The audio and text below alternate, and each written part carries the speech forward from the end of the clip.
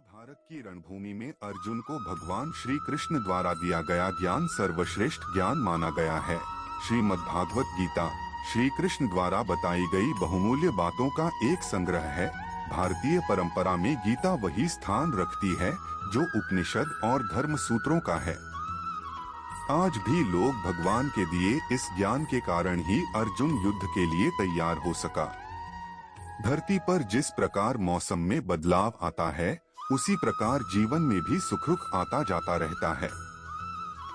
गीता की उत्पत्ति क्यों हुई?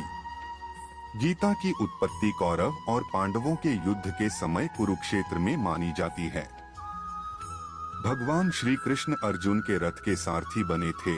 जब युद्ध भूमि में अर्जुन ने देखा कि विपक्ष में उन्हीं का परिवार खड़ा है, जिसके कारण वह परिवार के मोह से घिर गए, तब अर्जुन ने भगवान श्री कृष्ण से कहा कि यह तो अधर्म है।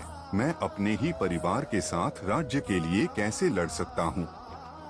अर्जुन ने कहा कि हे माधव, अपने ही परिवार के विरुद्ध मैं खड़ा नहीं हो सकता। तब श्री कृष्ण ने कुरुक्षेत्र के मैदान में अर्जुन को उपदेश देते हुए कहा कि हे पार्थ, तुम्हें अपने क्षत्रिय धर्म का पालन करना चाहिए और एक क्षत्रिय की भांति अपने अधिकारों के लिए लड़ना चाहिए। गीता के उपदेश द्वारा भगवान ने युद्ध भूमि में अर्जुन के टूटे हुए मनोबल को जोड़ने का भी काम किया, जिसके बाद अर्जुन युद्ध के लिए तैयार हो गए और धर्म की रक्षा के लिए उसने शस्त्र उठाए। कैसे पढ़ा गीता नाम? गीता शब्द का अर्थ है गीत और भगवत शब्द का अर्थ है भगवान। श्री कृष्ण ने अपना उपदेश गायन के माध्यम से दिया था, इसलिए इसे गीता कहा जाता है। अक्सर भगवत गीता को भगवान का गीत कहा जाता है। इतिहास कहता है कि कल सुख था, विज्ञान कहता है कि कल सुख होगा, लेकिन धर्म कहता है अगर मन सच्चा और दिल अच्छा हो तो हर रोज सुख होगा। आज भी कितने ही लोग भगवत गीता का अनुसरण करके जीवन में व्याप्त कठिनाइयों से पार पाते हैं। गीता का पाठ करने से ज्ञान के साथ साथ मन की शांति भी प्राप्त होती है। गीता का पाठ रोजाना करने से जीवन की परेशानियों के हल मिल जाते हैं। यह भी मान्यता है कि गीता का पाठ करते समय हाथ में सूत्र यानी धागा बांधने से नकारात्मक शक्तियां दूर रहती हैं। महाभारत के युद्ध में पांडवों और कौरवों की सेनाएं कुरुक्षेत्र के मैदान में आमने सामने खड़ी थीं। उस समय की युद्ध नीति आज की तरह नहीं होती थी। युद्ध करने से पूर्व दोनों सेनाओं ने युद्ध के नियम बनाए थे। उन नियमों के अनुसार प्रतिदिन सूर्यास्त के बाद युद्ध रोक दिया जाएगा और दोनों पक्ष के लोग आपस में मिल सकेंगे। युद्ध में समान बल वाले ही एक दूसरे से टकरा सकेंगे। अनुचित या अन्यायपूर्ण रीति से युद्ध नहीं किया जा सकेगा। युद्ध से पलायन करने वाले व्यक्ति पर प्रहार नहीं किया जाएगा। निहत्थे शत्रु पर भी प्रहार नहीं किया जाएगा। रथी रथी से, हाथी सवार से, घुड़सवार से और पैदल से युद्ध करेगा। दो योद्धा यदि आपस में युद्ध कर रहे हो तो कोई तीसरा बिना सूचना दिए उन पर शस्त्र नहीं चलाएगा। हथियार पहुंचाने वालों, अनुचरों, रणभेरी बजाने वालों, शंख फूंकने वालों, असावधान अथवा पीठ दिखाने वालों पर कोई प्रहार नहीं करेगा। इस प्रकार उपयुक्त नियमों का वचन पूर्वक दोनों पक्ष अमल करेंगे, यह तय कर लिया गया था। दोनों ओर की सेनाएं जब आमने सामने आ डटी, तब श्री कृष्ण अर्जुन का रथ लेकर सेना के अग्रभाग में आए। वहां अर्जुन ने कौरव सेना में अपने सामने अपने परिजनों को देखा तो उनका उत्साह टूट गया। उन्होंने अपना गांडीव रख दिया और रथ में मुंह लटकाकर बैठ गए। उन्होंने युद्ध करने से इनकार कर दिया। नहीं वासुदेव, मैं राज्य के लिए अपने ही संबंधियों पर बाण नहीं चला सकता। अर्जुन को हतोत्साहित होते देखकर श्री कृष्ण ने अर्जुन को उपदेश दिया, हे पार्थ, जिनका आत्मज्ञान नष्ट हो जाता है, जो अल्प बुद्धि हैं और जो अपने क्रूर कर्मों के द्वारा सबका अहित करते हैं, वे आसुरी स्वभाव वाले मनुष्य इस जगत के विनाश के लिए उत्पन्न होते हैं। ऐसे लोगों को नष्ट करना पाप नहीं है। यहाँ कौन अपना है और कौन अपना नहीं है, इसे तू भूल जा। जिस प्रकार यह जीव इस देह में क्रम से बचपन, कौमार्य, यौवन और वृद्धावस्था को प्राप्त करता है, उसी प्रकार मृत्यु आने पर यह जीव दूसरी देह प्राप्त करता है। आत्मा न तो किसी शस्त्र से खंडित होती है, न अग्नि से जलाई जा सकती है, न इसे जल से भिगोया जा सकता है, न वायु से सुखाया जा सकता है। हे पार्थ, जब जब धर्म की हानि होती है और अधर्म की वृद्धि होती है, तब तब मैं अवतार लेता हूँ। देश काल के अनुसार अनेक दिव्य रूप धारण करने पर भी मेरे सभी स्वरूप पूर्ण पुरुषोत्तम भगवान के हैं।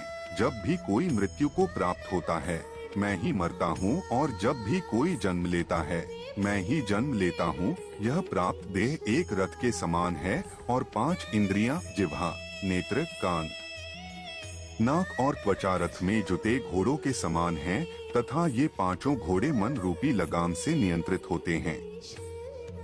मनुष्य की बुद्धि इस रथ की सारथी है और जीवात्मा इस शरीर रूपी सत्वगुण रथ में बैठा हुआ यात्री है।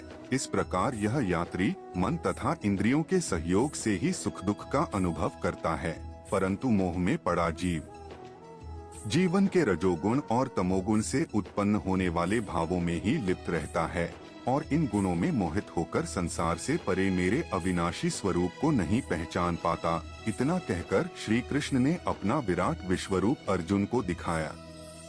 श्री कृष्ण ने कहा, हे पार्थ, तू मेरा सखा है, मेरा भक्त है।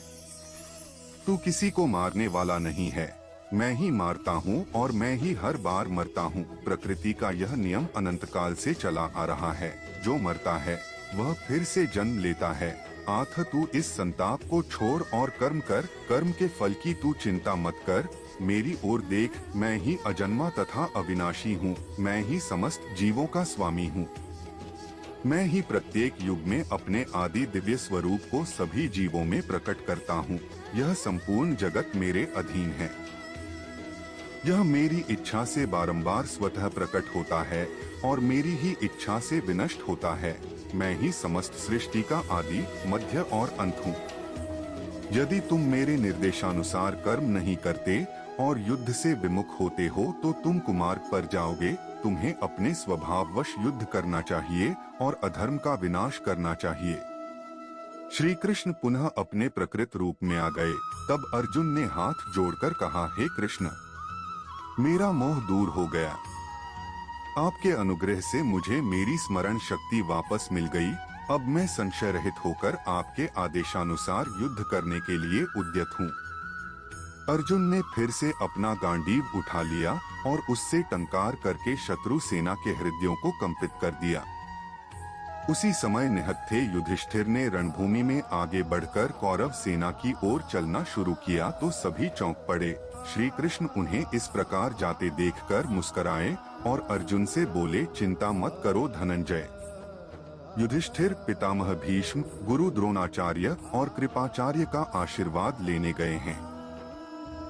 उनके लौटते ही युद्ध प्रारंभ होगा। जब जब इस धरती पर पाप, अहंकार और अधर्म बढ़ेगा तो उसका विनाश कर पुनः धर्म की स्थापना करने हेतु मैं अवश्य अवतार लेता रहूंगा।